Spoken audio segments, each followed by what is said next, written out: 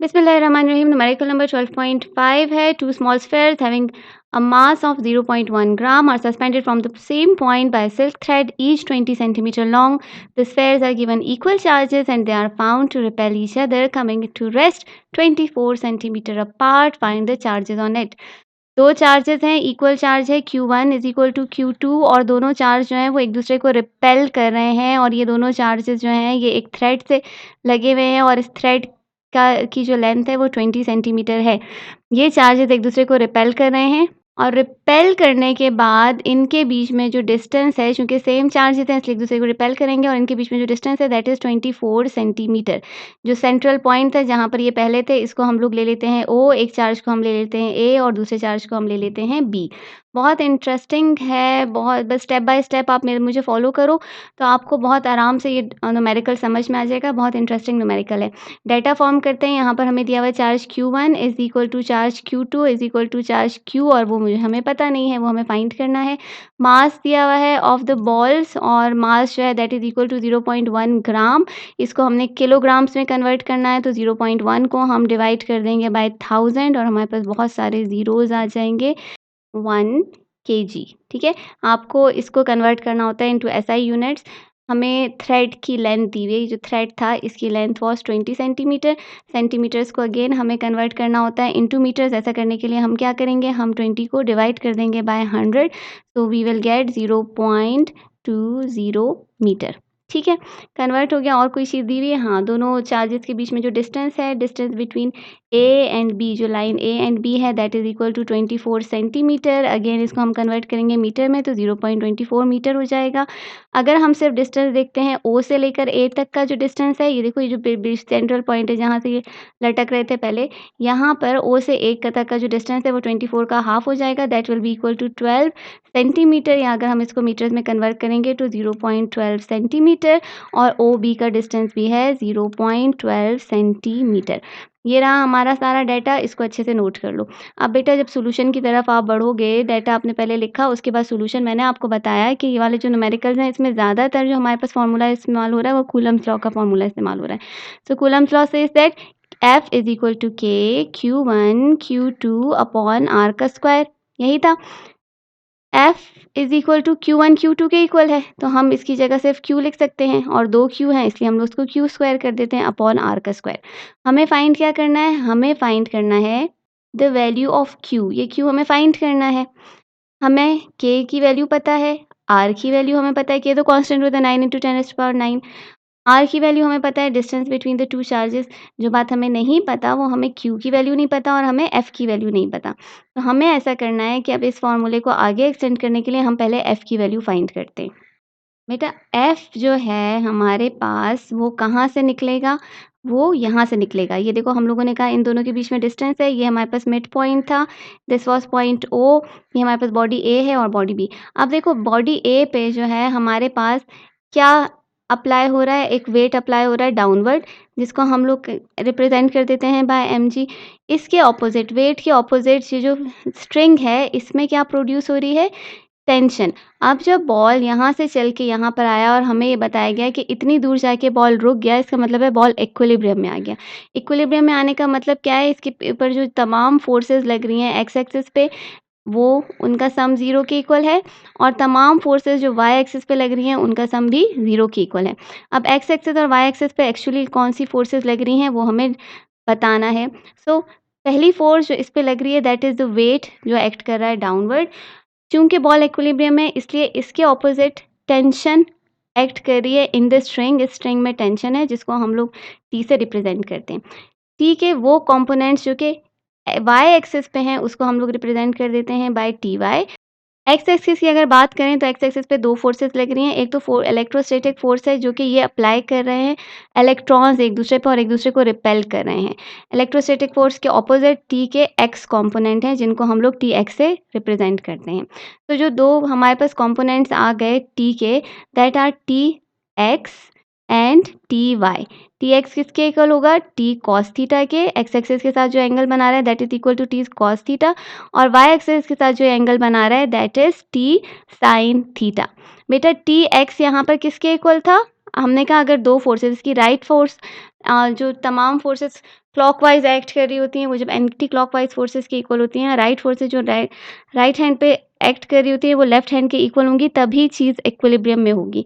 So T X जो है that will be equal to F E. अगर body equilibrium में, इसका मतलब है टी एक्स जो है वो फोर्स के इक्वल होगी और टी वाई जो होगी वो डाउनवर्ड फोर्स एम जी के इक्वल होगी। टी एक्स किसके इक्वल थी? T cos theta. तो हम लिख सकते हैं T cos theta is equal to F and T sine theta is equal to M G, weight जो डाउनवर्ड एक्ट कर रहा है। Now dividing the two equations, हमारे पास 2 इक्वेशन हो गई, इक्वेशन नंबर 1 और इक्वेशन नंबर 2। इन दोनों इक्वेशन को हम डिवाइड करते हैं। T sine theta upon T cos theta is equal to, sine theta किसके इक्वल था? एम जी के, और कॉस थीटा किसके इक्वल था? एफ के। टी टी से कैंसिल हो गया। Sine theta upon cos theta किसके इक्वल होता है? टेंजेंट थीटा के। तो tangent theta is equal to M ji upon F. क्योंकि हमें एफ की वैल्यू चाहिए थी तो हम कह सकते हैं कि एफ इज इक्वल टू किसके इक्वल है? देखो एफ यहाँ टेंजेंट की जगह चला जाएगा और टेंजेंट एफ की जगह आ जाएगा। सो एम जी अपॉन टेंजेंट थीटा मिल गई हमें एफ की वैल्यू।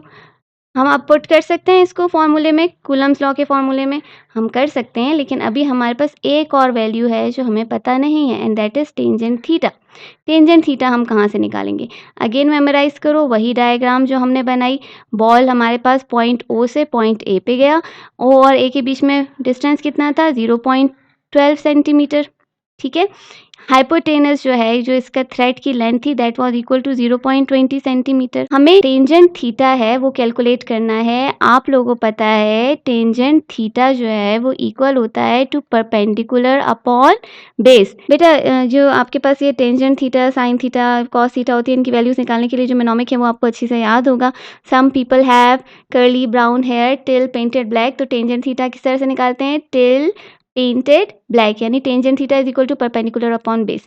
अब बेटा यहाँ पर मेरे पास परपेंडिकुलर तो है, वो बेस की वैल्यू तो है, कौन सी वैल्यू नहीं है मेरे पास? परपेंडिकुलर नहीं है। हाइपोटेनस भी है, बेस भी है, परपेंडिकुलर भी नहीं, परपेंडिकुलर नहीं है। टेंजेंट थीटा निकालने के लिए हमें क्या चाहिए? परपेंडिकुलर चाहिए। तो परपेंडिकुलर हम किस तरह से निकालेंगे? By the formula of Pythagoras theorem. Hypotenuse का square is equal to base का स्क्वायर प्लस परपेंडिकुलर का स्क्वायर। ये फॉर्मूला यूज़ करके हम आराम से परपेंडिकुलर की वैल्यू निकाल लेंगे। हाइपोटेनस हमारे पास कितना है? 0.20, इसका हम ले लेंगे square, is equal to base हमारे पास कितना है? 0.12, इसका स्क्वायर ले लेंगे प्लस परपेंडिकुलर जो हमें फाइंड करना है उसका स्क्वायर। अब देखो बेटा, बेस जो यहाँ पर प्लस हो रही थी दूसरी तरफ जाके माइनस हो जाएगी। सो परपेंडिकुलर का जो स्क्वायर है वो इक्वल हो जाएगा हाइपोटेनस का स्क्वायर। हाइपोटेनस हमारे पास 0.20 था, इसका स्क्वायर हो गया आपके पास आ जाएगा 0.04 माइनस बेस का स्क्वायर 0.12 का स्क्वायर आपके पास हो जाएगा 0.0144। दोनों को सब्ट्रैक्ट करो, यू विल गेट 0.0256। लेकिन हमें चूंकि परपेंडिकुलर का स्क्वायर नहीं चाहिए, हमें परपेंडिकुलर चाहिए, तो हम क्या करेंगे? दोनों तरफ अंडर रूट ले लेंगे। जब हम दोनों तरफ अंडर रूट लेंगे तो अंडर रूट से क्या होगा? ये स्क्वायर कट कैंसिल हो जाएगा और 0.0256 का जो स्क्वायर है दैट इज इक्वल टू 0.16। तो हमारे पास परपेंडिकुलर की वैल्यू आ गई, ये वाली वैल्यू आ गई that is equal to 0.16 metre. Perpendicular मिल गया। अब आराम से हम टेंजेंट थीटा का काउंट कर सकते हैं ना। Tangent theta is equal to perpendicular upon base 0.12। दोनों को हम डिवाइड करेंगे, हमारे पास टेंजेंट थीटा की वैल्यू आ जाएगी that is equal to 1.333। Clear हो गया? टेंजेंट थीटा भी आ गया। अब हम आराम से फोर्स निकाल सकते हैं ना। फोर्स हमारे पास किसके इक्वल थी? M G. मास कितना है? 0.0001। ग्रेविटी कितनी होती है? 9.8। दोनों को मल्टीप्लाई करो और टेंजेंट थीटा की वैल्यू कितनी आ गई? 1.333। सब वैल्यूज आपने पुट की, आपके पास फोर्स आ जाएगी 7.35 इंटू 10⁻⁻4 न्यूटन। फोर्स आ गई। क्लियर है इतना? अब हमारे लिए न्यूमेरिकल सॉल्व करना बहुत इजी हो गया। हमने कहा था न्यूमेरिकल में फोर्स इज इक्वल टू के क्यू का स्क्वायर अपॉन आर का स्क्वायर। हमें Q का स्क्वायर फाइंड करना था, Q का स्क्वायर इधर लिख लेते हैं और 4 से R यहाँ पर जो डिवाइड हो रहा था इस तरफ, इक्वेशन की दूसरी तरफ जाके मल्टीप्लाई हो जाएगा और K से ये इक्वेशन डिवाइड हो जाएगी। तो पुटिंग द वैल्यूज, Q का square is equal to 7.35 into 10 की पावर -4 मल्टीप्लाइड बाय, दोनों बॉल्स के बीच में डिस्टेंस कितना था 0.24, इसका हम ले लेंगे स्क्वायर और इस सब को डिवाइड कर देंगे 9 इंटू 10 की पावर 9 से। 7.35 मल्टीप्लाइड करो 0.24 के स्क्वायर से, 0.24 multiplied by 0.24 is equal to 0.0576 और 10 की पावर -4 जो है इसको हम यहाँ पर ऐसे ही लगा देते हैं। साथ में ये जो 10 की पावर 9 थी ना, इसको भी ऊपर लेकर जाएंगे तो ये जो +9 है, 10 कॉमन रहने देंगे बेस, +9 जो है ये ऊपर जाके -9 में कन्वर्ट हो जाएगा। ठीक है, नीचे हमारे पास क्या रह जाएगा 9। ठीक, तो Q square will be equal to this value, multiply करो 7.34 को, 7.35 मल्टीप्लाइड बाय 0.0576, आपके पास आ जाएगा 0.423 और जब आप इसको डिवाइड करोगे 9 से यू विल गेट, आपके पास आंसर आ जाएगा Q स्क्वायर का that is equal to 0.047 into 10 की पावर -9 में -4 को मल्टीप्लाई करो, कितना हो जाएगा -13 कूलम।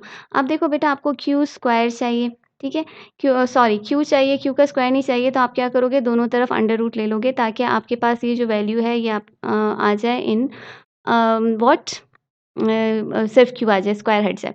ठीक है, दोनों तरफ आपने अंडर रूट लेना है, लेकिन देखो यहाँ पर मैं आपको एक सिंप्लिसिटी बताती हूँ। आपने क्या करना है कि ये वाला जो पॉइंट है इसको आप 1 2 3 डिग्री अगर इस तरफ लेकर जाओगे, ये जो आपके पास न्यूमरेटर है ना, इसका ये जो पावर है ये चेंज हो जाएगी एक इवन नंबर में। तब आप क्या करोगे, इसको बहुत आराम से सॉल्व कर पाओगे। तो हमारे पास हो जाएगा 14 इंटू 47 इंटू 10⁻16। अब -16 का अंडर रूट क्या हो जाएगा हमारे पास 10 की पावर -8। यह सिंप्लिसिटी के लिए सिर्फ क्या करोगे 47 का अंडर रूट ले लोगे आप, that will be equal to 6.85 multiply by 10 की पावर -8। तो Q जो है वो आपके पास इक्वल हो जाएगा टू 6.85 इंटू 10⁻8। अच्छा, न्यूमेरिकल थोड़ा-सा जल्दी-जल्दी भी हो सकता है, शॉर्ट करके भी हो सकता है, लेकिन फिर आप बच्चों को सही से समझ में नहीं आता। इसलिए मैं जो कैलकुलेशंस है उसको भी थोड़ा-सा एक्सप्लेन करके बता रही हूँ। न्यूमेरिकल है हमारे पास 12.6, 2 चार्जेस ऑफ +2 इंटू 10⁻7 कूलम और -5 into 10⁻7 coulomb are placed at a distance of 50 centimetre from each other. Find a point on the line joining the charges at which the electric field is 0। 2 charges दिए हुए हैं हमें A और B और इन दोनों charges के बीच में डिस्टेंस है 50 सेंटीमीटर का। चार्ज है +2 इंटू 10 की पावर -7 कूलम, ये वाला चार्ज है -5 इंटू 10 की पावर -7 कूलम। हमें पता कराना है इसी लाइन पे एक ऐसा पॉइंट जहाँ पर ना इसकी फील्ड अफेक्ट करी है ना इसकी, यानी इलेक्ट्रिक फील्ड ऑफ इंटेंसिटी जिस पॉइंट पे 0 हमने एज्यूम कर लिया वो पॉइंट है P। आप ये एज्यूम करो कि पॉइंट P से चार्ज A का डिस्टेंस जो है वो है इक्वल टू x। अब बेटा बताओ P से B तक का डिस्टेंस कितना हो जाएगा? अगर P से A तक x है तो P से B तक कितना हो जाएगा x, यहाँ से यहाँ तक प्लस 50। तो जो डिस्टेंस P से B तक का है that is equal to x plus 50। अब डेटा फॉर्म करेंगे हम लोग, charge Q1 is equal to +2 into 10 की power -7 coulomb, charge Q2 is equal to -5 into 10 की पावर -7 कूलम। डिस्टेंस जो पी ए का डिस्टेंस है that is equal to X, P B का जो डिस्टेंस है that is equal to X plus 50। ठीक है, और चार्जेस जो ए और बी के बीच में जो डिस्टेंस है that is equal to 50 centimetre. बेटा चार्ज इलेक्ट्रिक फील्ड इंटेंसिटी इस पॉइंट पे तब 0 होगी जब इलेक्ट्रिक फील्ड इंटेंसिटी चार्ज 1 की इक्वल हो जाएगी टू चार्ज 2। दोनों फील्ड की इंटेंसिटी जब इक्वल हो जाएंगी तब एक दूसरे को कैंसिल कर देंगे और इस पॉइंट पे जो इलेक्ट्रिक फील्ड इंटेंसिटी है that will be equal to 0। E1 जो है वो हमारे पास किसके इक्वल हो जाएगा KQ1 अपॉन R1 का स्क्वायर, और Q2 हमारे पास किसके इक्वल होगा KQ2 अपॉन R2 का स्क्वायर। ठीक है, Q1 हमारे पास कितना है 2 इंटू 10 की पावर -7 और R1 हमारे पास क्या है डिस्टेंस A और P के बीच में डिस्टेंस कितना है x, इसका स्क्वायर ले लिया, इज इक्वल टू Q2 हमारे पास कितना है Q2 है हमारे पास 5 इंटू 10 की पावर -7 और जो डिस्टेंस है दोनों चार्जेस के बीच में that is equal to x plus 50 और इसका हम लोगों ने ले लिया स्क्वायर। क्लियर हो गया। अब देखो बेटा इस तरफ k कैंसिल, 10 की पावर -7 10 की पावर -7 कैंसिल, सब कुछ कैंसिल कर दिया, मामला बड़ा आसान हो गया। 2 अपॉन एक्स का square is equal to 5 upon X plus 50 का होल स्क्वायर। ठीक हो गया। क्रॉस मल्टीप्लाई करते हैं, हमारे पास आ जाएगा x प्लस 50 का स्क्वायर अपॉन एक्स का square is equal to 5 upon 2। बेटा सब के ऊपर स्क्वायर है ना, तो हम इसको as a whole square consider कर लेते हैं।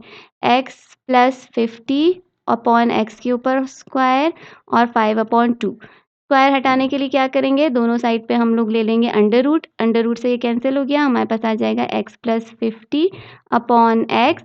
5 को 2 से डिवाइड करोगे यू विल गेट 5 को 2 से डिवाइड करेंगे वी विल गेट 2.5 और 2.5 का जब हम अंडर रूट लेंगे we will get 1.58। We have now x plus 50 upon x जो है वो हमारे पास इक्वल हो गया टू 1.58। बेटा ये वाला x यहाँ पर जाके मल्टीप्लाई हो जाएगा, so x plus 50 is equal to 1.58x।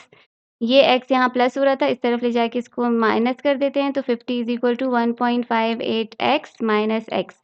इधर से अब मैं क्या करूँगी, x को कॉमन ले लूँगी, x is equal to 1.58 minus 1। ठीक हो गया।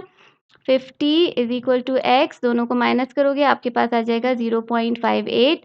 0.58 यहाँ मल्टीप्लाई हो रहा है, इधर ले जाके क्या कर दोगे डिवाइड, तो x is equal to 50 divided by 0.58। x की वैल्यू आपके पास आ जाएगी इक्वल टू 86.20 सेंटीमीटर।